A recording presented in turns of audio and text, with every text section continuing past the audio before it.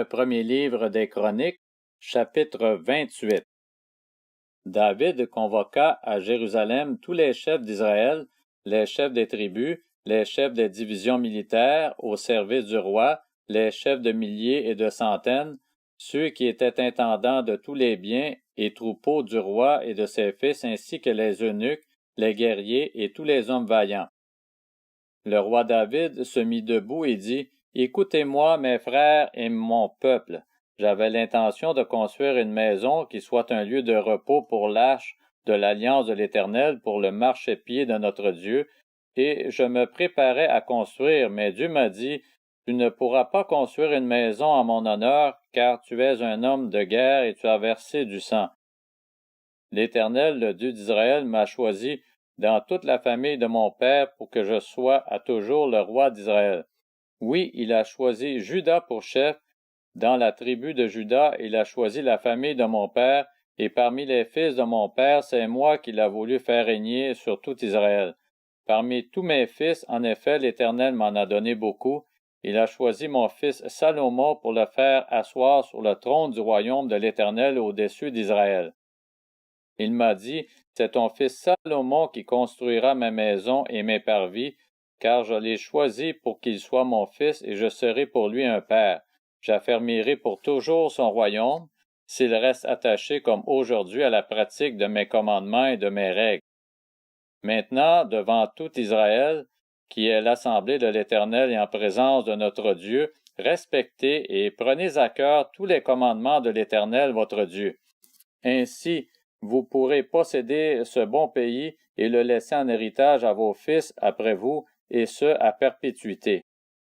Quant à toi, Salomon, mon fils, connais le Dieu de ton père et sers-le avec un cœur sans réserve et un esprit bien disposé, car l'Éternel examine tous les cœurs et discerne toutes leurs intentions.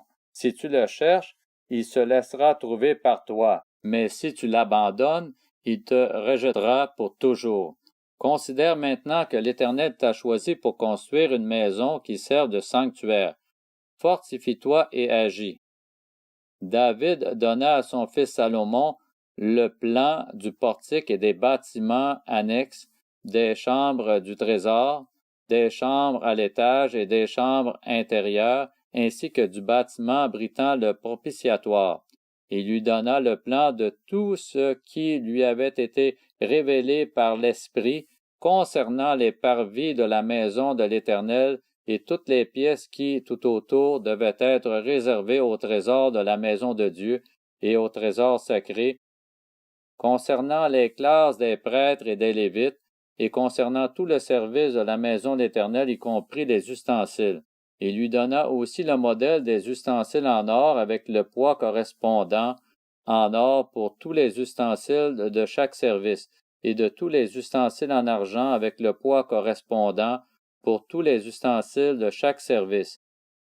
Il donna le poids correspondant aux chandeliers en or et à leurs lampes en or, en indiquant le poids de chaque chandelier et de ses lampes et le poids correspondant aux chandeliers en argent, en indiquant le poids de chaque chandelier et de ses lampes en fonction de l'usage que l'on ferait de chaque chandelier.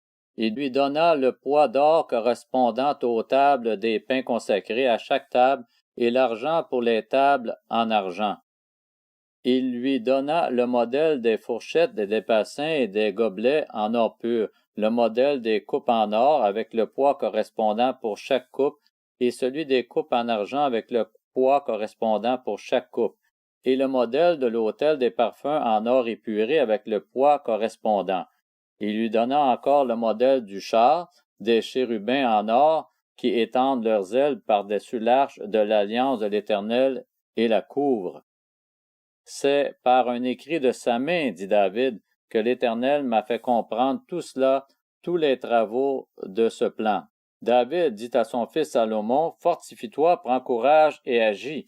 N'aie pas peur, ne te laisse pas effrayer, car l'Éternel Dieu, mon Dieu, sera avec toi. Il ne te délaissera pas, il ne t'abandonnera pas avant que tous les travaux pour le service de la maison de l'Éternel soient terminés. Voici les classes des prêtres et des Lévites pour tout le service de la maison de Dieu. Tu as avec toi pour tout ce travail des hommes bien disposés et habiles pour toutes sortes de services, et les chefs ainsi que tout le peuple sont à tes ordres.